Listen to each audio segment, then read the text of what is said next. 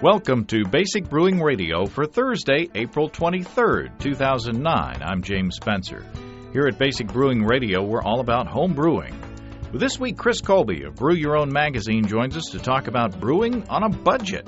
The world financial crisis shouldn't be a reason to stop brewing. In fact, we'll talk about why home brewing makes more sense nowadays and ways to make brewing even more economical. If you're new to home brewing or would like to get into the hobby for the first time, check out our website, basicbrewing.com, where you can find archives of our audio and video podcasts and our DVDs to walk you through basic and more advanced brewing techniques. And you can follow me on Twitter. My username is Basic Brewing, all one word. Also, you can find me on Facebook. My username there is Basic Brewing James. And we have a Basic Brewing Radio and Basic Brewing Video page on Facebook. And I alert fans of the show through that page when episodes like this one hit the servers, so you'll be the first to know. Our 2009 Brewers Logbooks, the stack is dwindling, but we still have some. You can get yours. Check them out at basicbrewingshop.com. You can click on links that show you what the pages look like, so you can check that out. Again, thanks everyone that has been clicking on our Amazon.com associate link as well on our basicbrewing.com site. Whenever you think of Amazon, think of us and click on our associate link first. It won't cost you any extra, and you'll be helping us to bring you the show, and we appreciate your support greatly. This past weekend, I bottled the little session ale that I brewed on the Brew in a Bag show a couple of weeks ago. It looked and tasted good. However, the only problem I saw was that there was a fairly excessive amount of trub in the fermenter, about 2 inches or 5 centimeters at the bottom of the carboy. And the trub was a bit fluffier than usual and more easily disturbed. So that slowed me down a little bit. But despite that, everything else appeared to go as normal, and I hope to begin sampling those beers this weekend.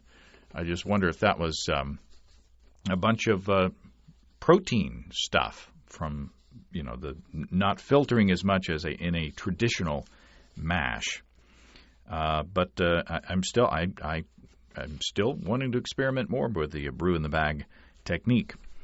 Also, coming up this weekend, I'm going to be bottling my batch for the Basic Brewing Radio Brew Your Own magazine experiment.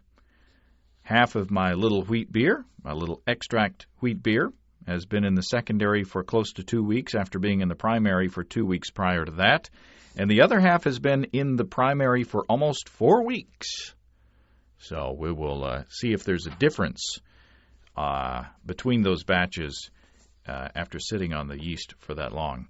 I hope you're participating in the experiment, too. The deadline to enter your data is May 15th. And you enter your data on the online form at basicbrewing.com/experiment.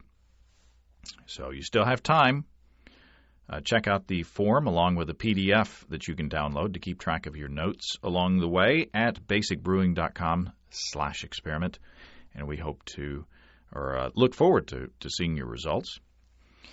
Let's go to the mailbag. Garrett from Madison, Wisconsin writes with a critique of one part of last week's APA experiment. Garrett writes, with regards to Jim and Darren using the White Labs 001 and Yeast 1056, my main concern is that when they pitched straight from the packaging, their respective yeasts were at various stages. Specifically from smacking, the Yeast had been activated, while the White Lab strain was either not as active as the Yeast or still somewhat dormant. Garrett says, I believe this is what resulted in the two controls possessing somewhat different flavor profiles, with the control based on the Yeast 1056 being cleaner and crisper. When smacked, the 1056 was active and had a quicker, healthier fermentation, which was evident by the difference in lag time noted by Jim and Darren. Well, thanks, Garrett. Jim and I actually traded a couple of emails along those lines. After I posted the show and listened to the interview one more time, sometimes, when you're talking to somebody and trying to think of questions and all that, you you miss a couple of things. And I agree that the yeast samples may have been at different stages, and that may be the cause of the differences between the beers. But instead of a defect, in a way, I think this is a feature rather than a bug in this process, because both manufacturers say that their products are pitchable. So when Jim and Darren smacked the pack and simply pitched the tube, they were taking the suppliers at their word. So in a way, this is not only a test of the yeasts, but their packaging, since I would assume that most home brewers don't make starters, even though they're a great idea, and, we evangelize about starters all the time. So, of course, in Darren's case, he doesn't have the proper equipment to make starters yet. So, just a little poke at Darren there. Got a kid. Thanks for the note, Garrett, though. That is a good point. And like I say, one that I didn't think about myself until after I'd actually heard the show. So it pays even for me to listen to my own show. I got a note from Craig of Brew Bubba's.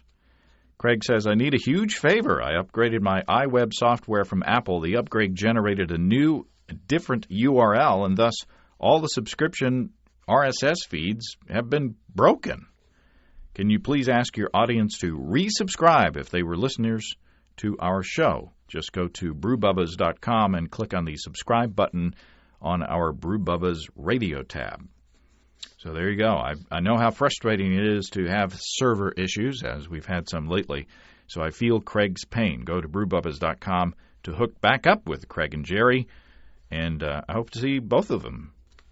Not just Craig, but Craig and Jerry in Oakland in June for the National Homebrewers Conference. Hope to see you there, too. So I hope that we won't be saying, where's Jerry this year? Good news coming from Washington State and Mark Emily. On Saturday, April 18th, Mark says the amended Senate Bill 5060 passed the Senate again unanimously and now will be heading to the governor's desk to be signed into law. She can decide not to sign it or to veto it. And while we don't expect this to happen, Mark says, Washington homebrewers can make one call or send one email to help seal the deal. Mark says, please call and or write the governor asking for her to sign Senate Bill 5060 when it comes to her desk.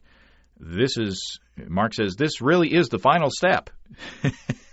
And we will officially be able to enjoy homebrew and wine outside our houses starting July 25th. He says he's pretty sure of that date. Make one last call to finish it up, Mark says. A tool for contacting the governor, and all the current details can be found at wahomebrewers.org/legal. That's wahomebrewers.org/legal.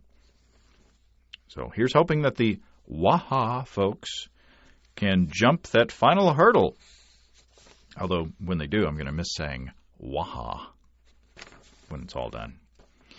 I got a note a few days ago from Pete in Albany, New York. Albany or Albany? I think it's Albany, New York, saying about dry hopping, or asking about dry hopping in the bottle. He says he should have dry hopped in the secondary, but he missed it, so he wanted to dry hop in the bottle to see if that works. And I said I didn't see why not. Didn't see why not to try it at least, other than dealing with a bit of hop bits. But I guess if you use whole hops, that'd be a better idea. Why not? I haven't tried it, but why not? Well, I heard back from Pete today, and he says I tried dry hopping in the bottle, and it's a very bad idea. Pete said I made a honey wheat beer, and it tasted bland, so I thought to dry hop it to spice it up a little. But Pete said the beer was all foam, and I had to run it through a coffee strainer to filter out the hop particles. I must say that the quarter of the beer that I got out of the bottle was great, and I plan on making this beer again and dry hopping it the correct way. So nothing ventured, nothing gained, right? I appreciate Pete's sacrificing that bottle of beer in the name of furthering our homebrew knowledge.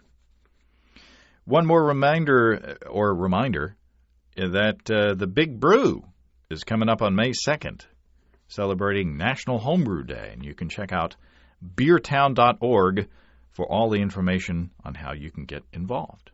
May 2nd is coming up. Now let's go to this week's interview with Chris Colby on brewing on a budget. Well, Chris Colby, welcome back to Basic Brewing Radio. Hey, James. Thanks for having me.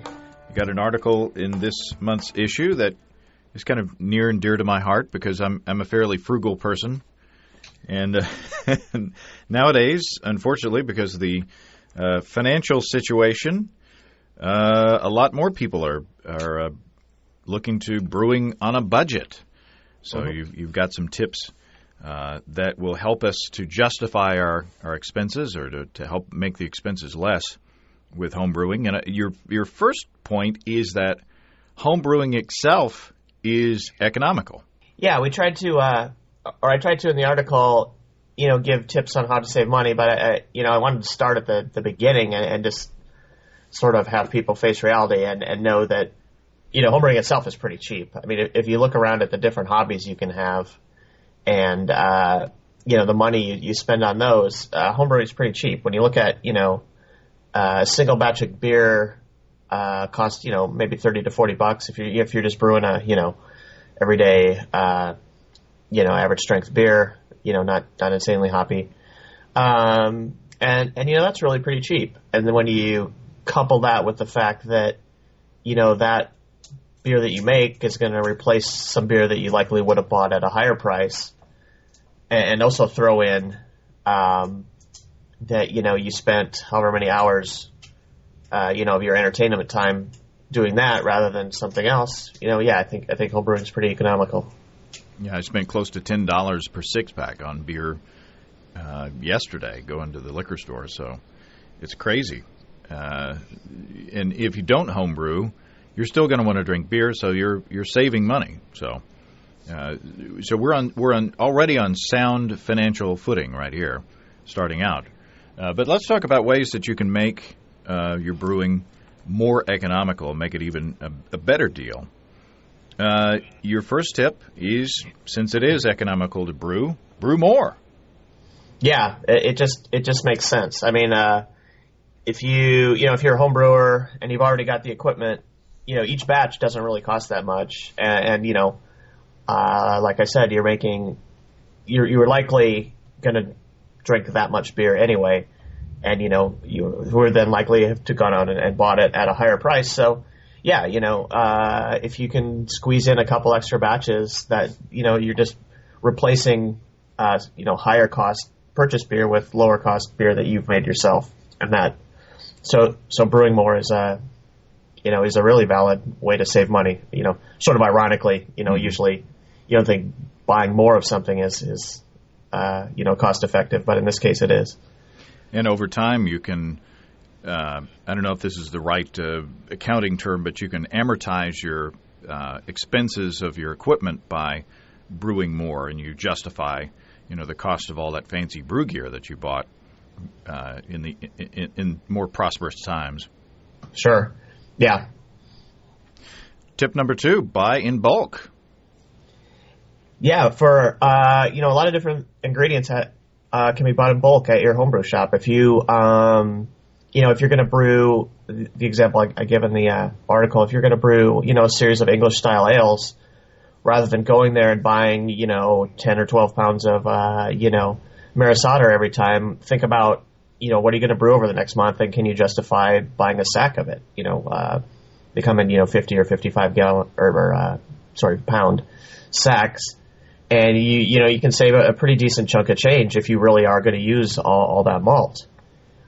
Same goes with hops. Right now, there's still, the hop sort of crisis is starting to wane a little bit, but some places you still can't buy in bulk. But next year you certainly will be able to. And if you brew a bunch of ales and you love Columbus hops, why not get a pound of Columbus at the beginning of the year rather than going in and buying, 2 ounces every time you brew.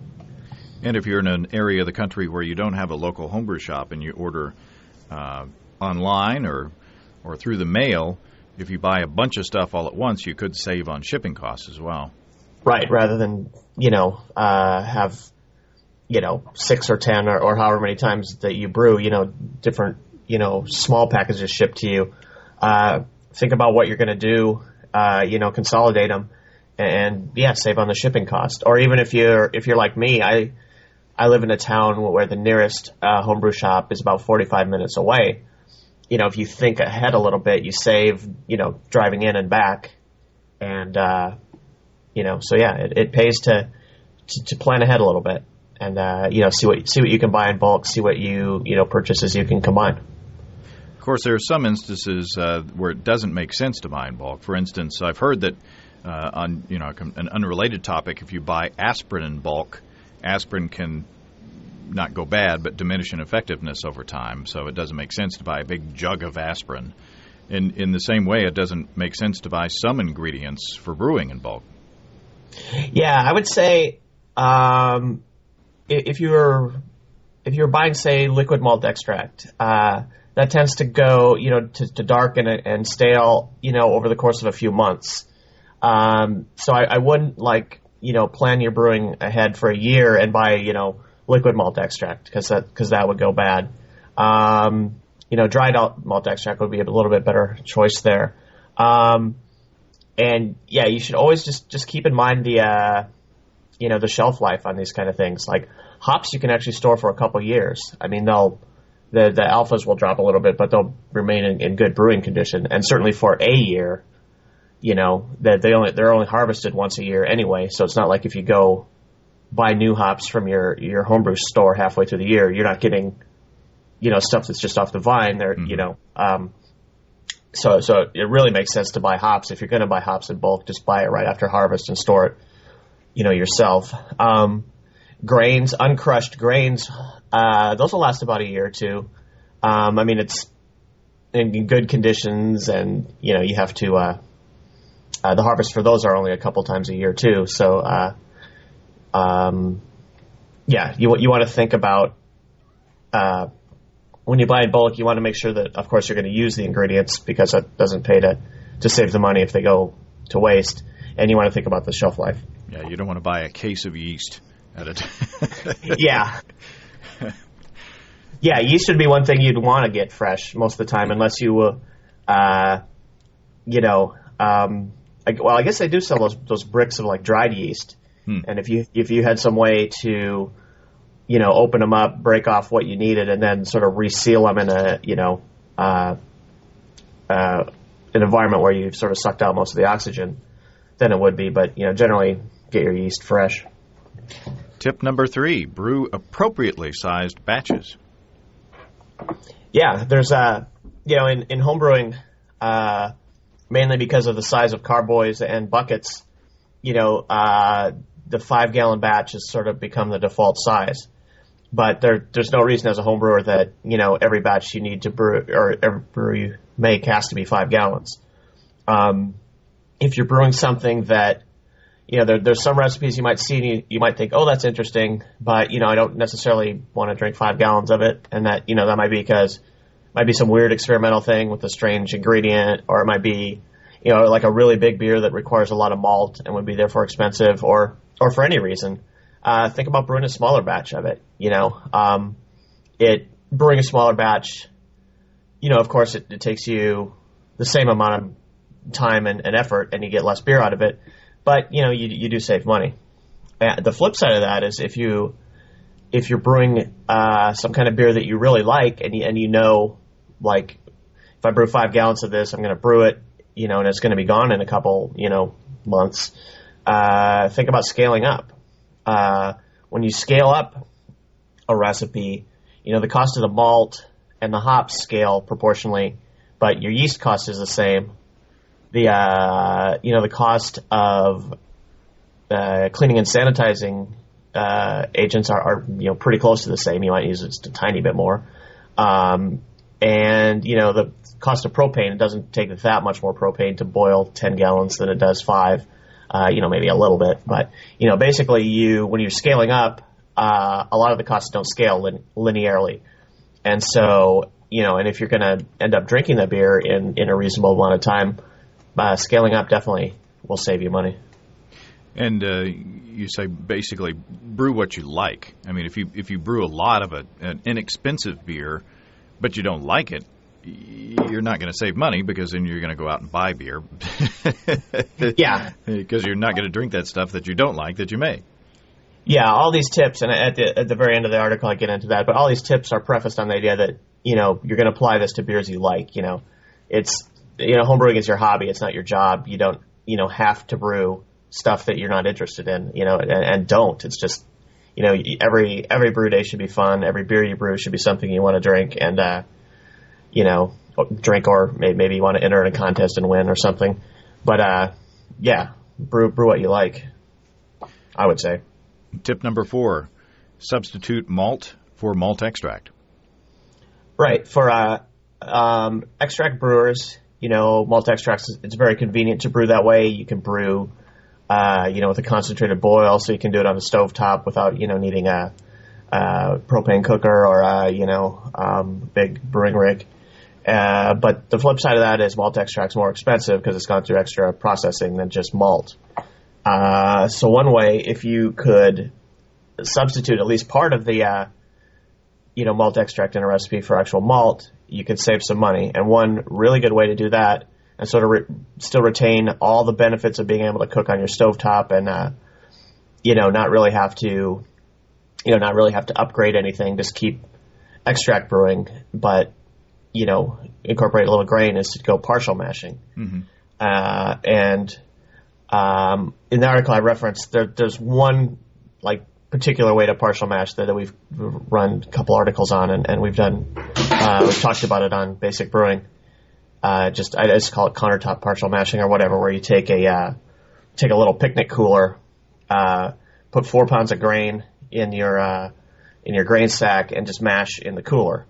And basically, the neat thing is that mathematically it works out pretty close to the 4 pounds of grain is pretty close to what a 3.3 pound can of liquid malt extract would be.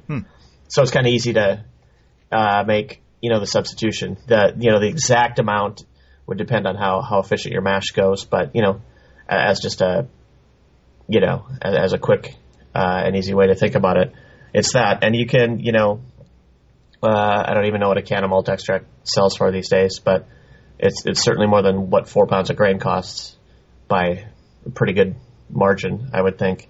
So partial mashing can save you money.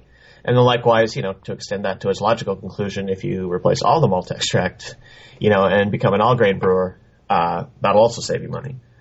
Yeah. And with the caveat that you're going to need to have, buy a full-size pot, you're going to need to buy a wort chiller and something to be a mash tun. But, those aren't really prohibitively expensive, and you will, if you brew fairly frequently, you'll recoup those costs pretty soon. Mm-hmm. It's the old soup analogy works well here. I mean, if you buy a whole bird and boil it in a kettle of water, you're going to save money over making soup with a concentrated commercial soup stock. Sure. So, the more labor that you put into the equation, the less costs that you're going to incur. Tip number 5, money-saving tips on hops. Yeah, we actually recently had an issue of BYO where we focused on that back in September 2008. And basically, when you think about adding hops to your recipe, take a look at your hops and what they're doing for you, and if you can get away with doing something a little bit cheaper. Like if you have a recipe that calls for the bittering hops are lots and lots of low alpha hop, you might consider finding a somewhat similar high alpha hop and replacing it. You get two benefits there. Obviously you're using less hops, but you get the same amount of bitterness, but you also have less of your wort soaked up by hop debris at the end of the boil. Mm-hmm. And I also talk about the French press method in there, which is just a quick way of making, you make a hot wort extract of hops and use that for some or all of your late hops. And that makes really good use of the hops. They seem to be, you get more hop flavor and aroma per amount of hops that you use. And once again, you given that you strain the hops out of that little bit of wort, you don't lose that amount in the kettle to being soaked up by the plant debris. The wort sponges. Yeah, I mean, the loss that you get to hops can be substantial in the really hoppy beers that a lot of us brew nowadays. If you look at the bottom of your kettle, or depending on how you separate the wort from the hops, if you look at just the amount of stuff left behind, even on a normal American IPA, it can be pretty extensive. Yeah. And of course, one of the easy ways, or one of the best ways that you can save money, is by managing your yeast properly. Yeah, yeast is sort of unique amongst the brewing ingredients in that you can use it over and over. You can't pull your hops out of your wort, and just boil them over and over and over and get the same effect. You certainly can't, continue to sparge the same grain bed and get, usable wort out of it. But you can use your yeast for fermentation after fermentation after fermentation. So that's a real good place to, start looking for saving money. And, commercial brewers do this all the time, but they, of course, they're brewing the same exact beer, time after time after time. And most homebrewers don't do this, but certainly a lot of people have, sort of different, they have different beers, but they're in the same sort of family, like English-style ales. You might brew, a pale ale and a porter, and, you might be able to use the same yeast for those. You might, if you're brewing an American IPA and an American amber, you might be able to use the same yeast for those, that kind of thing. And this is, again, somewhere where a little planning helps you out. If you've got the usual bunch of beers you make a year, look around and see which ones do you use the same yeast for, which ones do you, maybe you've used different yeast, but you could use the same, like if you had two different English styles, but the yeast profile wasn't that different, look around and then just, harvest yeast from one batch and move it to the next. And actually at the end of this article, we have a sort of suggestion. One way to do it is to brew like a small batch of sort of low gravity beer to start off with, then take the yeast from that and pitch it to a slightly higher gravity batch. Mm-hmm. And there's, I don't know, in the recipes there's a couple sort of added little ways that to save you some time and effort, and get more beer from your yeast. And you also talk to retailers across the country to get tips from them, and one that goes along these lines is from Desiree Knott from High Gravity in Tulsa. She says try dried yeast, and that's something that I've been doing, is that unless I'm going to need some sort of a beer style or brew a beer style that needs a particular special liquid yeast, I usually go with the Saf Ale US-05 for kind of a cleaner fermentation, or their was it SO4, the English strain? Yes, SO4. So it's good stuff. One could argue that I haven't done side by side fermentations with similar strains, dried and liquid, but it's pretty good stuff. Yeah, in the old days, or at least when I started homebrewing, the dried yeast had a bit of a bad rep. People said it was more contaminated than liquid yeast and all this, but I don't know. These days there's quite a few good strains out there, and usually a sachet of dried yeast is less than, or not usually, always, in the normal sizes, it is less than liquid yeast. And certainly if you can find a dried yeast that does the job, we go with that. And I never make a starter with dry yeast, but whenever I use, say, White Labs, I almost always make a starter with that. So that's saving money there as well. Yeah, I almost always make starters with liquid yeast. Tip number 7, brew with a friend. Yeah, brewing with a friend has some obvious options. If you take take the bunch of beers that you plan on brewing in a year and look at the bunch of beers, he or she is going to brew in a year. Combine them and see, where you can buy stuff in bulk. If you might not plan on making enough, English style ales to warrant a sack of Maris-Otter, and, your brewing partner might not, but together you might. Likewise, if you live close enough that you can sort of truck over to his house, or he can come over to your house and combine elements of your brewery, makes sense. If he has some piece of equipment that's pretty nice and you don't, have him bring that over, or bring over what you have. And so, you get that's not strictly a money saving tip, but, it's a way to, just a little bit better brewing tip. And then also sometimes, sometimes if you're going to buy a batch of beer, you'll split the cost of it, and it doesn't necessarily save you money because you'll also be splitting the amount of beer that you brew out of it. But, sometimes just when you spend money can sometimes be important, as, in addition to, how much you spend. I mean, I remember living as a graduate student, and buying in bulk wouldn't have been an option simply because I was eating ramen noodles all the time and, didn't have the bulk of money required to buy anything in bulk. And, if I had a brewing partner at the time, I could have, brewed. There would have been times when I could have brewed when, it was the end of the month and, I was looking at the checking account and I was like, oh, there's no way I can go to the beer store today or, the brewing store. Plus, it's a time saver as well if you go over to a friend's house and brew up a 10-gallon batch of beer and then split the wort, and you take half of it home in a carboy or a bucket, then you each have a batch of beer in one day. So, and you might, I don't know if it works out, but you might save some propane there. I'm not sure, but a little bit, yeah. So, and it gets you gives you an excuse to get together with your buddies. So, sure. Tip number 8: grow your own hops. I'm assuming. Grow your own hops. Yes. Yeah.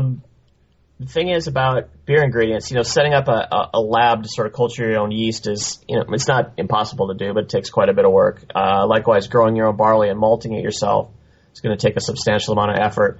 But growing your own hops really isn't that hard. If you have a suitable location for them, you can grow your hops and get, a nice, especially starting in the second year and subsequently, you can really get a decent amount of hops. And if you're in the right sort of growing region of the country and, take care of them adequately, you've got nice fresh hops ready to go. Mm-hmm. And so that can really save you money because, a hop rhizome doesn't cost that much, and, you'll have to set up your trellis or whatever, but you can do that. Some of my hops on the side of my house are trellised by just screwing a hook and eye into the side of my house and dropping down, a couple lines of twine. That's cheap. And, beyond that, cost of water and occasionally fertilizer and stuff. But, you'll get a lot of hops, and growing your own can definitely save you money. Yeah, yeah. Tip number 9, use energy wisely. Right. This is one that sort of might be a hidden cost. When you tend to think about the cost of brewing, you think, well, how much, malt prices have gone up and hop prices have gone up recently. And but one thing about home brewing is a lot of people tend to acquire multiple refrigerators over time and multiple chest freezers. And I know some guys in my club are it's amazing the amount of fridges they've got in their house. And one thing about that is that you can, fridges take a lot of energy to run over time. And if you have a bunch of different refrigerators and all of them are like half full, one thing to consider is consolidate things as best as possible into fewer ones and unplug those ones that you aren't using at the time. Likewise, if you have a bunch of different fridges and all the stuff that you use on sort of a regular basis are spread out among them, try consolidating, into one fridge the stuff you're going to grab, most often. And that way, on brewing day, you can maybe open one fridge's door, several times and grab stuff rather than opening the door of 4 or 5 different fridges. And, that might be excessive, but yeah. Modern fridges aren't designed to be energy efficient because you open the door and all the cold air just falls right out on the floor. So yeah, upright ones definitely. Yeah, they are that way. And then another thing is a lot of people, of course, if you've got multiple fridges, a lot of people have got them off Craigslist or just from people giving them away or stuff. And a lot of those older models are really sort of tremendously energy inefficient. And it really pays to sort of there are websites that you can go look up, like different fridges by models and year or whatever, and they'll tell you the energy usage. Or you can get one of those little I forget what they're called, like Kilowatt or something like that. There's several different brands of them where you plug something into it and it shows you the energy usage. And it pays to think about upgrading, some of your biggest energy hogs and, taking the hit initially on buying a new fridge. And, it'll take a few years for you to recoup that cost, but, it would be worth it in the long run. Tip number 10, make smart equipment purchases. Right. One thing probably, most people think of if this is, if the tough economic times are hitting them is that, they're going to want to limit the amount of equipment that they purchase. And that makes perfect sense because if you already have a working brewery, buying new equipment is something that's not, absolutely needed. But one thing, most people can do is just make their equipment purchases a little bit smarter. And, one of the things I would say is don't make impulse buys. Don't go somewhere and see something like, oh, wow, I need that.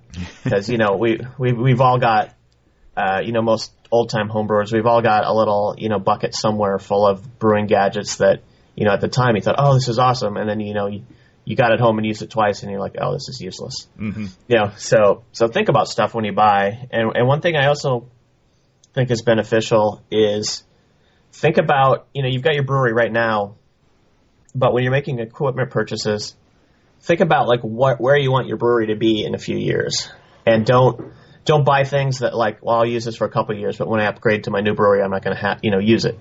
If you're going to, say if you're going to upgrade to brewing all 10-gallon batches soon, don't buy a 7-gallon, conical fermenter. Because obviously you're going to jump out of that. So, just try to think of your upgrade path in your brewery and try to make your purchases so that you don't end up buying the same thing, into a small size and then a big size later, if you can at all manage that. There's some, and this is maybe more of a justifying it to yourself or someone else tip than actual money saving, but some things eventually pay for themselves, like a grain mill. If you buy your own grain mill, you can start buying sacks of grain, which will save you. And, you can start crushing your own malt, and that saves money. I mean, if you sit down and figure it out, it's actually, it's going to be a couple of years. It's not, a few batches and it's paid for, but, it will eventually pay for itself, buying a grain mill. And, there's other things like that are going to cost some money up front, but, eventually pay for themselves. And there's also, I'd argue, some things that, especially if you take the argument you're going to brew more, there are some things that if you buy them, you're going to brew better beer. And so, whereas they might not strictly pay for themselves, like say getting an oxygen setup for aeration, if you brew consistently better beer, you're going to be much happy with your brewing overall. And so, I'd say just think about not only your upgrade path, but think about what piece or pieces of equipment are going to more help you brew better beer, and focus on that rather than just sort of haphazardly buying equipment that strikes your fancy at any given time. Yeah, you can mash in any vessel theoretically. I mean, if it can hold water and grain, you can mash in it. So you don't have to buy the most expensive thing. But on the other hand, if you buy something that's a pain in the neck to use, you're not going to want to brew, and then you're not going to see the advantages. Right. So, tip number 11, and we had a big article on this, think lean and green. Yeah, a lot of the, and in the October 2008 issue of Brew Your Own, we went into, green brewing. And, obviously, if you're following, the reuse, recycle, whatever the third is, reduce, obviously all those things have the potential to save you money. So, looking into, just reusing, like one example that a lot of the retailers gave is that, they sell liquid malt extract in those little plastic buckets. They drain it out of their barrel into a little plastic bucket. If you just rinse that bucket out and then come back to your homebrew shop the next time, they'll give you a break on the price of malt extract because part of that price is the price of the bucket. Mm-hmm. So just reusing, it's simple. And, there are a lot of different things that, you can just, reduce, reuse, or recycle. And we went over them before. And that'll help you save money. And one tip that you gave was basically to keep track of everything. And that way, you cannot improve a process that you don't examine carefully. So keep track of all your brewing, keep track of all your ingredients, keep track of what you spend, and then at the end of the year you can take a look at that and say, okay, what was well spent and what wasn't? Because if you're like me, you'll forget, from one trip to the homebrew store to the other, you forget what you've done. Yeah, if you're really interested in saving money or whatever, save all your receipts, have some sort of log where you spend all your money and just add it up at the end of the year. And I also suggest in this article then when you analyze that, think about, okay, I brewed this amount of beer that year, and think about, well, if I hadn't brewed that, would I have just not drank that beer, or would I have bought it at a higher price? And also think about, how many brew days did you have? And, realistically, like say on other days when you have a free day and didn't brew, what did you do and how much money did that cost? Because just like I found just wandering around the mall, you can, come home thinking I didn't get anything or do anything, but you still spend a whole bunch of money. If you stop by and get a Cinnabon and, maybe buy one CD or something, plus going out to dinner or whatever, it's like, it's easy to burn through a lot of money when you're doing anything these days. Right. If I have a couple beers in me, I just refuse to click on iTunes anymore because the next morning I just know I'm going to be like, what the hell? You're getting receipts in the email going, wait a minute. I didn't buy that. Oh, yeah, I did. It's there in the library. No, I always remember buying it. It's just like, maybe I didn't need to. Maybe. Well, you also you end the article with a section titled "How Not to Save Money," and basically, there is such a thing as being too cheap. Yeah, a couple ways, sort of not to save money, and that's one is doing anything that you're risking making bad beer, like cleaning chemicals and sanitation chemicals can be kind of pricey. But if you're, trying to like mix them up really weak or whatever and save money that way, that's going to come around and bite you if you get a contaminated batch.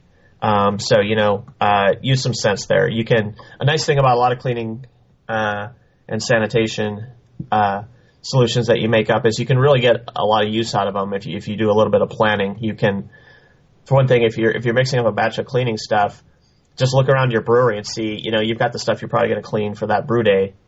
But look around and see if there's anything else. You got some carboys that you maybe didn't take care of right away. You got some other equipment that could stand to be cleaned.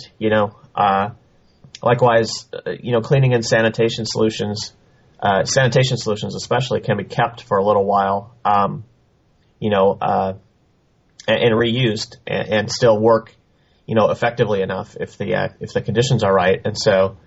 If you've made a batch of Star San or whatever and you used it once to sterilize or to sanitize a carboy, if you have another clean one around, rack it over to that one and put a stopper in the top of the carboy and it'll probably be good to use sometime down the road for a little while at least. Yeah, I think as long as it's clean and the pH is 3 or below. Has to be a little bit under 3, I think, or right in there. But if you conversely, using a sanitation solution that has gone bad makes no sense. Yeah. And that's how not to save money. And another way not to save money I put in there is just reusing things to the point where they're likely to contaminate your batch. Like if you've got tubing or a stopper or some sort of soft thing that's just getting really grungy looking, those things are all cheap. And having an entire batch of beer become contaminated because you can no longer sanitize something like that is just not worth it. Mm-hmm. Similarly, using ingredients that are past their prime is just a complete waste. If you've got some old malt, you think, oh, I should have used that. If you do brew a batch of beer from it, it's just going to be stale, terrible beer. And, you've wasted all that time and, the money that costs you for yeast and hops and propane and everything else. So, if you do have old, stale ingredients, chuck them unless there's some other use for them. You can put grain in your compost heap. You can store old hops and use them if you make lambics ever. And that's about it. The final thing is just I mentioned, and we mentioned this earlier on in the podcast, but the absolute worst way to save money is to just brew stuff that you don't like. A low gravity beer, with not a lot of hops, is going to cost you less than say an American barley wine. But if what you really like to drink is American barley wine, then you're not saving money by making a golden ale or a light summer ale or something, because you're either not going to drink it or you're not going to enjoy drinking it. So, brew the beer you like. You're already, just by brewing itself, you're saving some money, and just don't worry about it. Yeah, and if you want confirmation of it, just go to the liquor store or the beer store and walk down the good beer aisle and take a look at the price tags, and that'll bring you back to reality a bit. So, yeah, I mean, homebrewers are never going to give up buying commercial beer. I mean, that's not going to happen. But you certainly can if you keep your own stash of beer, well stocked. If you always have a few kegs on hand, that's going to save you. That's going to save a decent amount of money over the year, because you're not going to completely give up buying commercial beer, right. Or at least I'm not. But there'll be times when you won't have to grab another case of something that costs. I don't know. I buy everything by 6-packs these days, so I don't know what a case of beer costs. But Yep. It all makes sense, and there's a ton of other tips from retailers like Desiree, and you'll have to buy the magazine to read those. How about that? Yeah, bunch of little tips on how to save money from retailers, and I mean they see people every day, so they have a pretty good idea of where people are spending money and how to save a little here and there. Mm-hmm. Well, excellent, good stuff again. I appreciate it, Chris. Thanks. Well, thanks again to Chris. You can find Chris's article in the current issue of Brew Your Own magazine. You can get a free issue of BYO by clicking on the banner ad on basicbrewing.com. And if you subscribe after reading that free issue, you'll be helping to support this podcast, and we appreciate everybody who's done that. Remember, we got a diminishing stack of Brewers Logbooks and our new basic winemaking Introduction to Wine Kits DVD out on our online store. If you have questions, show suggestions, or just want to say howdy, write to james@basicbrewing.com, or just fill out the contact form on basicbrewing.com, and please don't forget to tell us where you're from. You can also talk to me via Twitter and Facebook as well. Check out our low-tech lagering and decoction mashing DVD on basicbrewingshop.com. You can also see our Introduction to Extract Home Brewing and Stepping into All Grain as well. And we've got combo deals to save you a couple of bucks. And you can see a listing of the fine folks across the country who sell our DVDs on basicbrewing.com. And if there isn't a vendor in your area, you can order it online in our online shop at basicbrewingshop.com. We got shirts, a couple of them going out today. Thanks to everybody who's continued to click on our Amazon.com link. We appreciate the support there. Our featured products this week that were purchased through the link are UltraShip 55-pound electronic digital shipping postal kitchen scale with free AC adapter, black, and Women's Bodies, Women's Wisdom, creating physical and emotional health and healing. Thanks again, everybody. Remember, I can't tell who bought what, so no worries there. Just click on the Amazon.com logo on our site the next time you feel like Amazon shopping, and we appreciate your support. And don't forget that you can also join the American Homebrewers Association through an associate link on basicbrewing.com now. And again, along with supporting the AHA, you'll be supporting our efforts as well. That's all until next week, everybody. Until then, thanks for listening. I'm James Spencer. Production help for Basic Brewing Radio, and our website is provided by our buddy Kelly Dodson. Basic Brewing Radio is a production of Active Voicing. We'll talk to you next time, everybody. So long.